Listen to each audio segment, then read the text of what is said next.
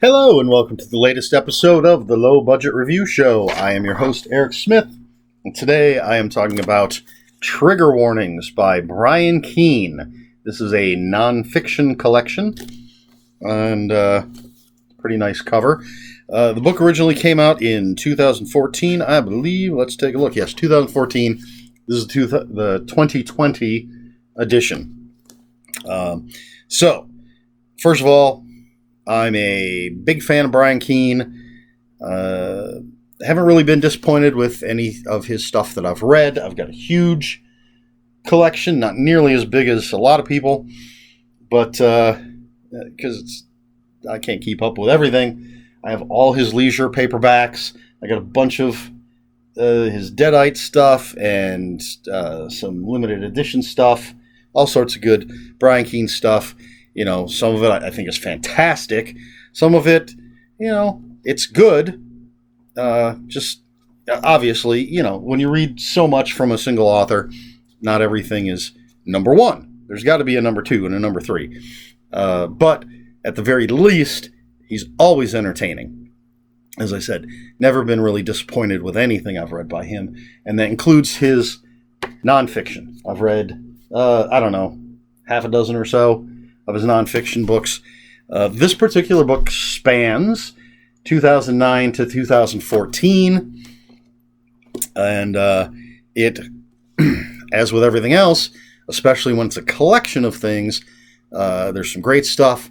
There's some good stuff. Now, I don't really know Brian Keene. I've interacted with him on social media. He's done live Q&As, and he's answered my questions. He's replied to things on Twitter. He even posted a comment on one of my videos, but I don't know the guy. But I think he'll appreciate it when I say, reading over all of this, all the stuff in this book, some of the things had me saying, right on, brother, fantastic. And then sometimes I'm like, what an asshole. So that's my tongue-in-cheek cover blurb. I run the gamut from right on, brother, to what an asshole. But I think he'll appreciate that comment, considering, he talks about, how people sometimes think he's an asshole. Even his friends tell him, which he'll tell you in here.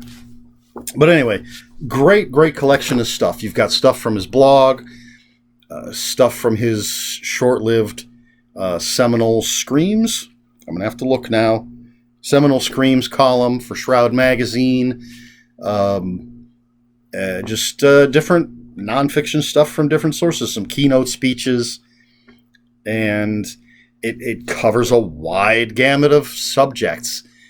Now, the biggest section, I think the longest chapter, for lack of a better way to put it, is regarding the Dorchester Wars, I think is what he calls it. I'm looking through here. I don't remember where it was. I should look for the biggest gap in numbers. Seminole Screams. I didn't think it was quite that far. I don't know.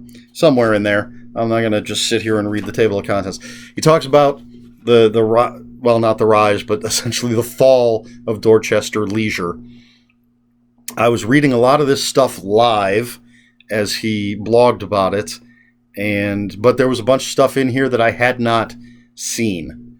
I tried to read his blog on a daily basis back then, but didn't always catch it. So there's some really fascinating stuff in here.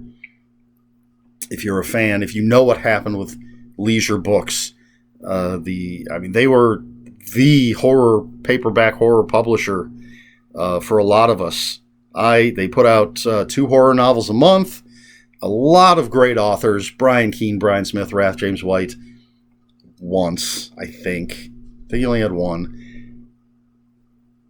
Jeff Strand had 1 or 2. I don't recall.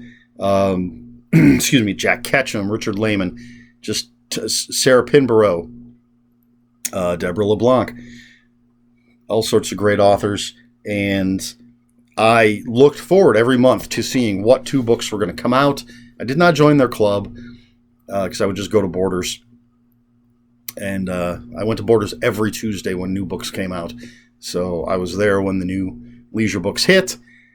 I bought most of them, not all of them. They had some authors I'm not a huge fan of, so I didn't pick up their books. But anyway, that company collapsed and did not do it in a dignified manner at all. And Brian Keene really goes to town on it and talks about all the details. He's personally involved. He was one of their authors. And it's fascinating. Excuse me. And then there's there's an open letter to his sons at the time of Obama's first term in office, when he was first elected. And it's really, wow, reading it now is a trip. It's just wild. Reading the things he had to say back then, the hope in his voice. And I think we all know what the world is like now. Anyway, so yeah, just if you're interested in writing, if you're interested in Brian Keene, if you're interested in just the publishing business, I mean, this isn't a how-to book. Not saying that, but it's a behind-the-scenes look at a lot of stuff. There is some advice in here, but mainly it's about behind the scenes and conventions and family. Brian Keene says in here his friends tell him that he puts too much of himself out there for the public, and a lot of it is in here. There's a lot of very personal stuff in here. I'm not going to tell you what it is because you should just read it and find out for yourself. If you've read his fiction, you will recognize, well, a lot of it he straight up tells you in here, but you can see sometimes when he doesn't tell you everything, but you can see sometimes when he talks about his personal life, how it is reflected in his fiction. I think that's the best way to put it. And it's again, a fascinating look behind the scenes. I wish Seminole Screams had lasted longer.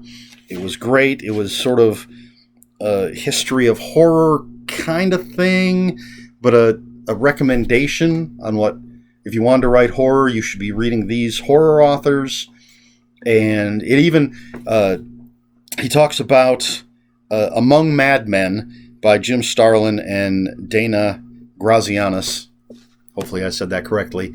And, I'm a Jim Starlin fan from comic books. You don't know that. Why do I say you know? I'm a Jim Starlin fan from comic books, and I've looked at this book online a bunch of times to purchase, and it always just, I get something else, or it looked too expensive at the time.